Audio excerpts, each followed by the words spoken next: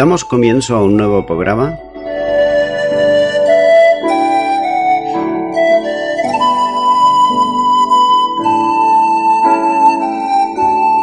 Servidores de Dios. Quien te habla es Manuel Cornejo.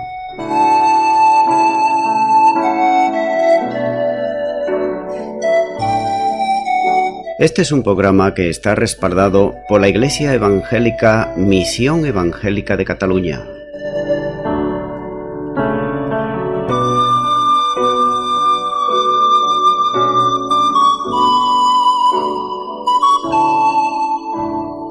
Estamos situados en la ciudad de Sabadell, en la avenida Matadepera número 239.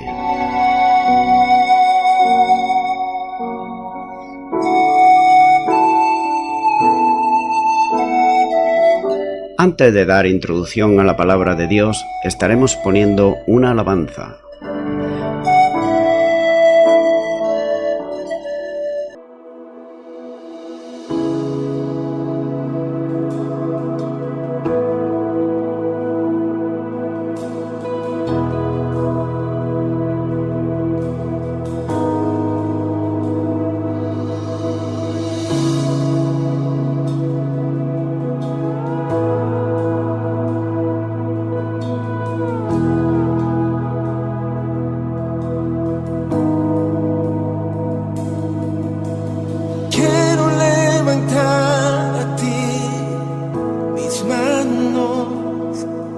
Maravilloso Jesús, milagroso Señor, solo llenas el lugar de tu presencia y haz descender tu poder a los que estamos aquí.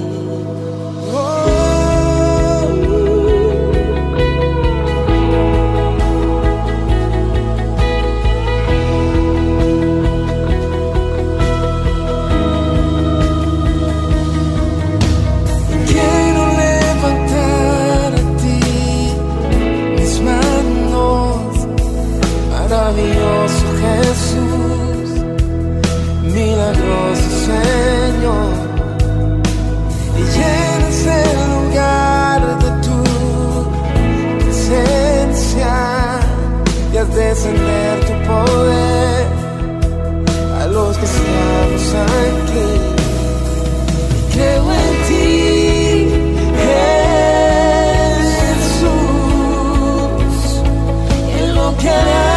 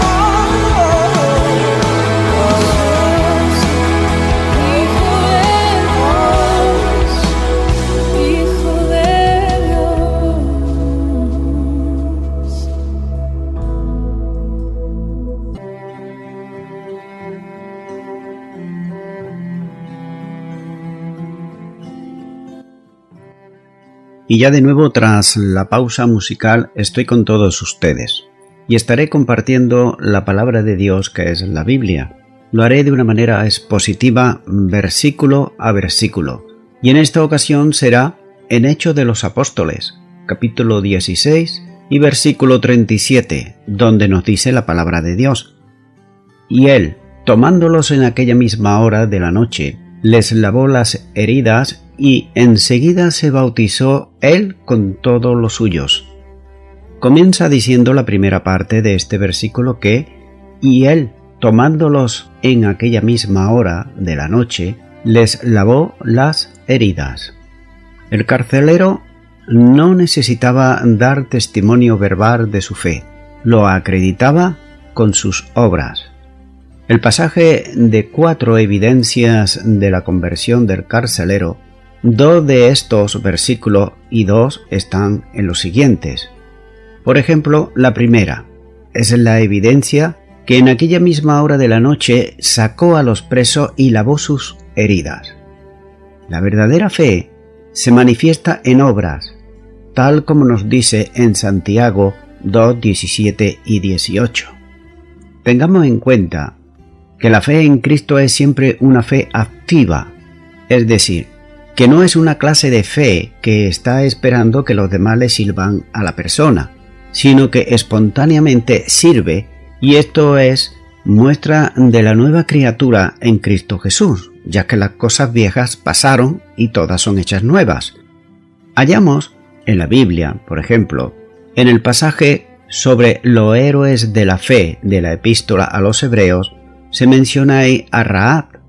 El testimonio de fe de aquella mujer consistió en acoger y guardar a los espías enviados por Josué en su propia casa, y aquel hecho ponía de manifiesto que los consideraba como hermanos creyentes en el mismo Dios, de quien ella da testimonio tal y como nos dice en Hebreos capítulo 11 y versículo 31. Y en este caso vemos que el carcelero libera del cepo y de las demás cadenas a los presos que habían sido entregados por las autoridades para que los custodiasen diligentemente y, además, lava sus heridas. Las heridas de Pablo y Silas estarían en carne viva. Sin limpieza podrían fácilmente infectarse, y el carcelero toma a su cargo esta tarea, que representó un alivio sin duda alguna para los 2 misioneros. Continúa diciendo este versículo, y enseguida se bautizó él con todos los suyos. La segunda evidencia de la conversión del carcelero es que se bautizó él con todos los suyos. Después de creer conforme a lo establecido por el mismo Señor Jesús, está la ordenanza del bautismo, en la que expresa simbólicamente la realidad de la salvación, y el bautismo con el Espíritu, que une vitalmente al pecador con el Salvador. En el mundo pagano, toda conversión a un Dios estaba rodeada de acciones externas y también de muchas ceremonias, pero en el cristianismo solo la fe en Jesús y el testimonio público del bautismo basta. No cabe duda que aquel hombre recibió en la hora de la noche instrucción sobre los fundamentos de la fe cristiana, y con ellos la referencia a las ordenanzas del bautismo. Es por eso que de igual manera que había ocurrido con el etíope y Felipe, no había nada que impidiese el bautismo del carcelero y de los de su casa.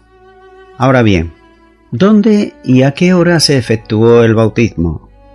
No hay referencia bíblica alguna, por tanto poner una hora es algo que lo podemos hacer por nuestra propia cuenta, pero bíblicamente no lo dice. Pero, puesto que los 2, Pablo y Silas, seguían siendo prisioneros, no hubiera sido posible que se desplazasen fuera del recinto de la cárcel, de manera que debió haberse celebrado en el estanque de agua que había siempre en los recintos carcelarios, lugar donde tal vez fueran lavadas las heridas de Pablo y de Silas. Por el relato, debió haberse avanzado mucho en la hora de la noche, y el bautismo probablemente tuvo lugar a romper el día.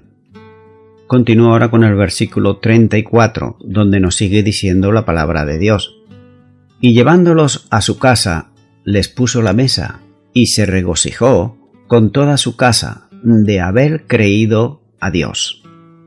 Comienza diciendo este versículo, y llevándolos a su casa le puso la mesa. La tercera evidencia de la conversión del carcelero fue la hospitalidad, una hospitalidad practicada con Pablo y Silas. El texto griego utiliza la forma verbal, que expresa la idea de conducir, pero también la de hacer subir. Así que, posiblemente, la casa del carcelero estaba en el piso alto de la cárcel, de modo que después de lavar las heridas a los prisioneros lo hizo subir a su propia casa. La hospitalidad es una evidencia del nuevo nacimiento espiritual, al poner de manifiesto que la esfera de la comunión entre los hermanos había comenzado ya a manifestarse. En la casa del carcelero se puso la mesa para compartir los alimentos juntos, y como hijos de un mismo Padre eterno y miembros de la misma familia de la fe, nótese esto, cuando la fe se debilita, hay que tener algo en cuenta, y es que también se debilita la hospitalidad. Por eso, se exhorta a creyentes a que están atravesando ese conflicto a practicar la hospitalidad, como nos dice en Hebreos capítulo 13 y versículo 2. Dice la segunda parte de este versículo, y se regocijó con toda su casa. La cuarta evidencia ante la conversión del carcelero y de lo suyo fue el gozo manifestado por todos en aquella primera reunión familiar como hermanos en Cristo Jesús. Lucas no dice nada de la manifestación del Espíritu Santo en la conversión de aquellos, pero lo deja evidenciado por el gozo que se manifestaba en la reunión, resultado del fluir en el corazón de ellos la acción y también el fruto que da el Espíritu Santo, tal y como nos dice en Gálatas 5:22. Y dice la última parte de este versículo, de haber creído a Dios. La fe verdadera de todos los nuevos cristianos era una plena confianza en Dios. No se trataba de una fe circunstancial o quizá mental o emocional, sino de una verdadera experiencia personal en relación con Dios. Esa fe viva, que es un don de Dios, conduce ya a la primera experiencia de la fe, en la santificación que el Espíritu Santo comienza a hacer en la vida del recién convertido, y lo hace conduciendo a la práctica de la hospitalidad, el amor hermanable que desciende para ayudar a los hermanos y mitigar sus problemas, y también al gozo común y compartir bajo la conducción del Espíritu Santo de Dios. Continúa ahora con el versículo 35, donde nos sigue diciendo la palabra de Dios. Cuando fue de día, los magistrados enviaron a alguaciles a decir, suelta a aquellos hombres. Comienza diciendo este versículo que, cuando fue de día, los magistrados enviaron a alguaciles a decir. Sin duda alguna, que los magistrados reflexionaron sobre los hechos ocurridos. No fue solo el carcelero el que cambió de actitud respecto a los dos presos, sino también los magistrados de la ciudad. Pudiera ser que los magistrados, al recibir información de lo que ocurrió en la cárcel, asociando todo aquello a la actuación con aquellos dos hombres de quienes la adivina había testificado que eran siervos del Dios Altísimo. Con toda probabilidad, los magistrados habían reflexionado sobre el exceso cometido contra las dos personas a quienes se les acusaba de algo que no podían demostrar. Hay que tener en cuenta que aquella actuación era contraria a la forma y norma de los romanos. Por tanto, podría ocasionarles alguna dificultad a estos magistrados, ya que podría todo ello evitarse poniendo a los dos, a Pablo y Silas, en libertad. Algunos piensan, por otro lado, esto es simplemente una reflexión, la Biblia no lo dice, pero algunos piensan que Lidia, que era conocida en la ciudad y sin duda tenía acceso a los magistrados, le había informado de quiénes eran estos presos, pero también pudiera ser que los magistrados hubiesen llegado a la conclusión de que los azotes y la noche en la prisión había sido suficiente para hacer reflexionar a aquellos dos judíos. Dice la última parte de este versículo: suelta a aquellos hombres. Fuese cual fuese la razón que los magistrados tenían, enviaron a los alguaciles a su servicio para ordenarles al carcelero la libertad de aquellos dos hombres. Un breve y corto mandato expresaba la decisión judicial, cuando dice suelta a aquellos hombres. Continúa ahora con el versículo 36, donde nos sigue diciendo la palabra de Dios. Y el carcelero hizo saber estas palabras a Pablo: los magistrados han mandado a decir que se os suelte, así que ahora salid y marchaos en paz. Sin duda que era motivo de gozo para el carcelero la orden de los magistrados por medio de los alguaciles, para que dejase en libertad a Pablo y a Silas. ¿Puede imaginarse el gozo con que se acercaría a ellos para comunicarles las instrucciones recibidas? Las palabras del mandato de los magistrados le fueron transmitidas a Pablo por el carcelero. Y sigue diciendo este versículo: así que ahora salid y marchaos en paz. Por tanto, aquellos dos ya no eran presos. Por tanto, podían ahora salir e irse en paz. He de imaginar que el carcelero esperaría que la noticia fuera recibida con gozo por los dos prisioneros y que se dispusieran a abandonar la cárcel y hacerlo inmediatamente, a la mayor rapidez. Continúo ahora con el versículo 37, donde nos sigue diciendo la palabra de Dios. Pero Pablo les dijo: después de azotarnos públicamente, sin sentencia judicial, siendo ciudadanos romanos, nos echaron en la cárcel, y ¿ahora nos echan encubiertamente? No por cierto, sino vengan ellos mismos a sacarnos. Comienza diciendo este versículo que: pero Pablo les dijo.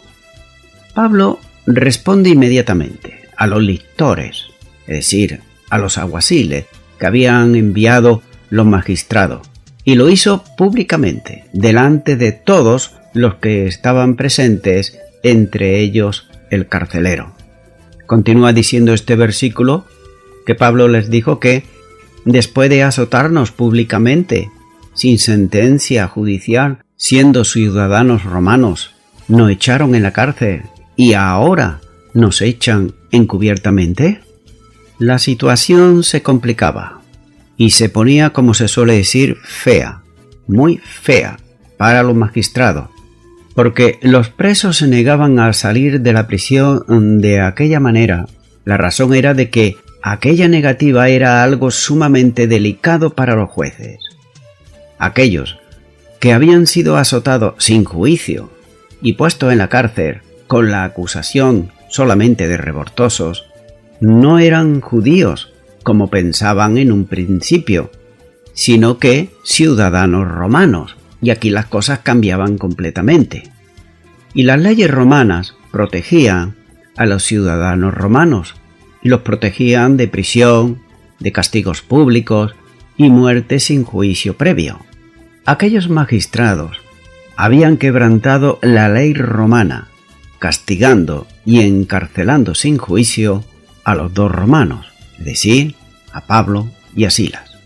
Y aquello le imponía una grave pena a quienes se atreviesen a infligirla, ya que aquellos magistrados estaban dando ante Roma una imagen de incapacidad negligente, porque habían actuado sin investigación alguna y habían sido presionados por el populacho. Por tanto, Pablo y Silas podían proceder contra ellos. Dice la última parte de este versículo: no por cierto, sino que vengan ellos mismos a sacarnos.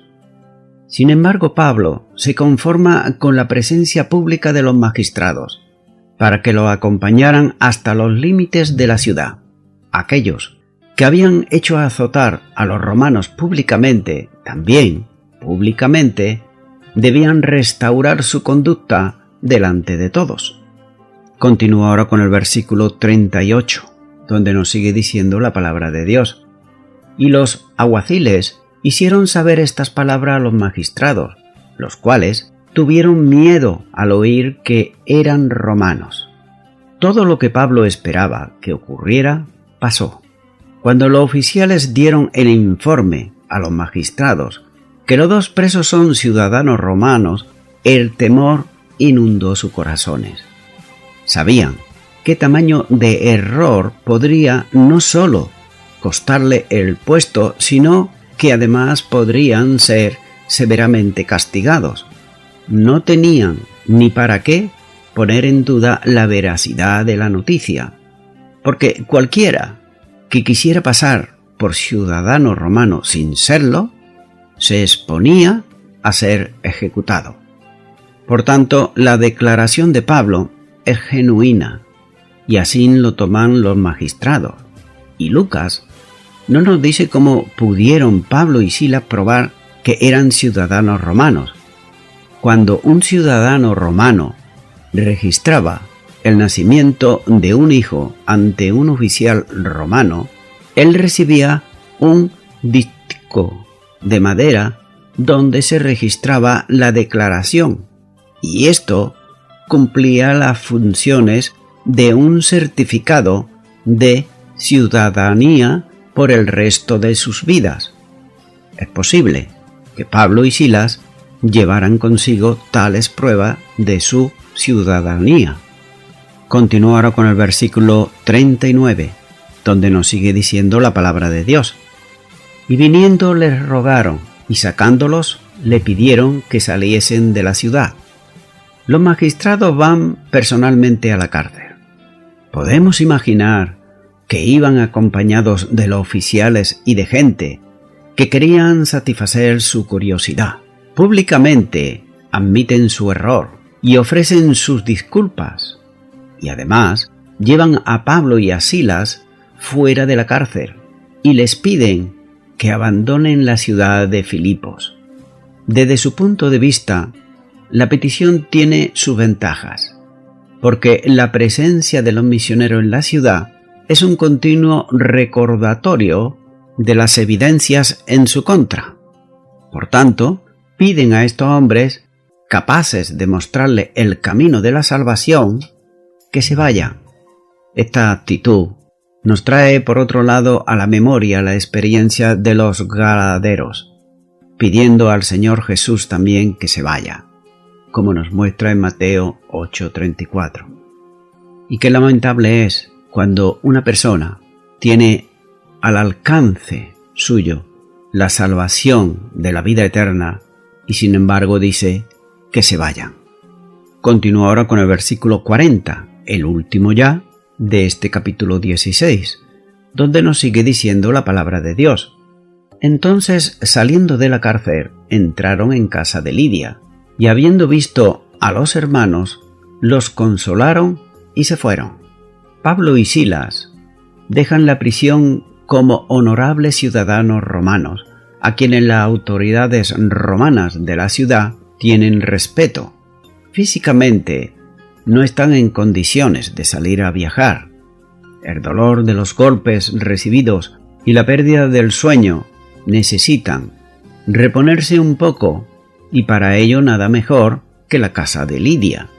Y aquí precisamente Lucas, el médico, espera ayudar al confort físico de Pablo y Silas, mientras Timoteo y Lidia atienden a sus necesidades espirituales, como nos dice, consolándolos, es decir, bíblicamente hablando la palabra de Dios. Y voy concluyendo ya con esto. Hasta aquí Lucas ha descrito la conversión de Lidia, el exorcismo de la esclava y la transformación del carcelero. ¿Por qué insistió Pablo en sus derechos como ciudadano romano si ya estaba libre? Porque aquellos que hemos creído en Cristo Jesús, aunque es cierto que perdonamos a los que nos han hecho mal y no guardamos rencor, aunque no devolvemos mal por mal, sino que vencemos el mal con el bien, aunque somos pacificadores y obedecemos a las autoridades, no por eso ignoramos nuestros derechos. El apóstol Pablo, como ciudadano romano, tenía derecho a un juicio justo antes de ser castigado, y reclamó ese derecho. Nosotros también debemos reclamar nuestros derechos si somos avasallados, y de hecho lo somos muchas veces, verbal o físicamente, bien sean por las autoridades o bien sean por personas. Por tanto, hemos de reclamar esos derechos porque nosotros también pagamos nuestros impuestos igual que lo paga cualquier ciudadano.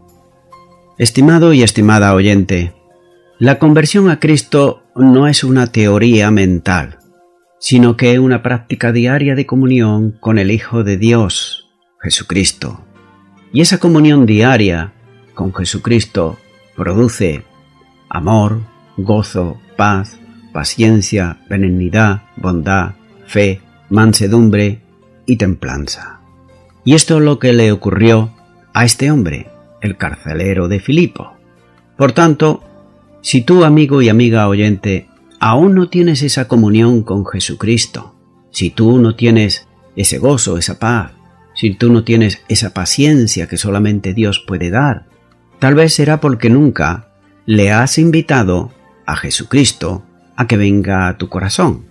De manera que ahora puedes hacerlo, y lo puedes hacer a través de una sencilla oración de fe. Por tanto, te animo a que ores conmigo y repitas esta oración ahí a donde tú estás. Repite y di: Señor Jesús, es cierto que no tengo paz, que no tengo gozo, que no tengo mansedumbre ni templanza. Y también es cierto que solamente me amo, pero a yo mismo o yo misma.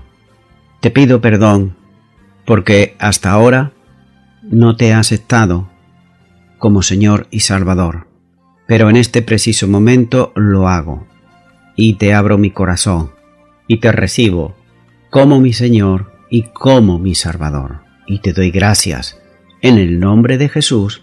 Amén. Amigo y amiga oyente, si tú has hecho esta oración de todo tu corazón, te recomiendo que comiences en primer lugar a orar a Dios en el nombre de Jesucristo. Orar a Dios no es rezar, sino que es hablar con una persona. También te recomiendo que leas la palabra de Dios. Comienza por los evangelios si no lo has hecho nunca. Y también te recomiendo que para que puedas crecer espiritualmente, te congregues en una iglesia cristiana evangélica donde se predique, se enseñe y se practique la sana doctrina y la palabra de Dios. Congrégate ahí y con el tiempo crecerás espiritualmente y podrás servir al Señor Jesucristo. Que Dios te bendiga. Y a toda la audiencia, nuevamente, ya me estoy despidiendo de todos ustedes y será hasta el próximo programa. Que Dios os bendiga a todos.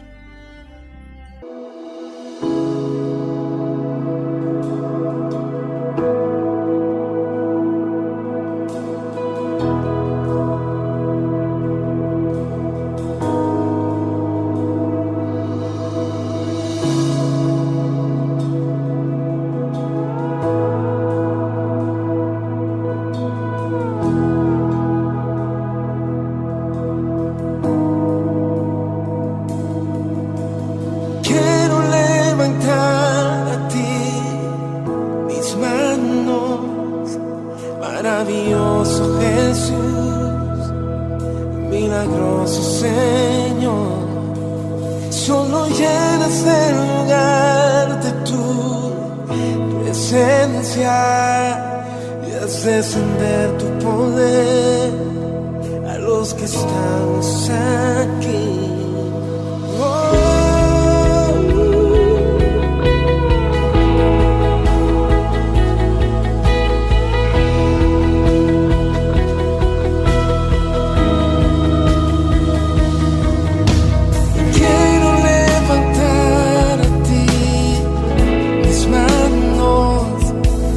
Maravilloso Jesús, milagroso Señor, y llenas el lugar de tu presencia y haz descender tu poder a los que estamos aquí. Creo en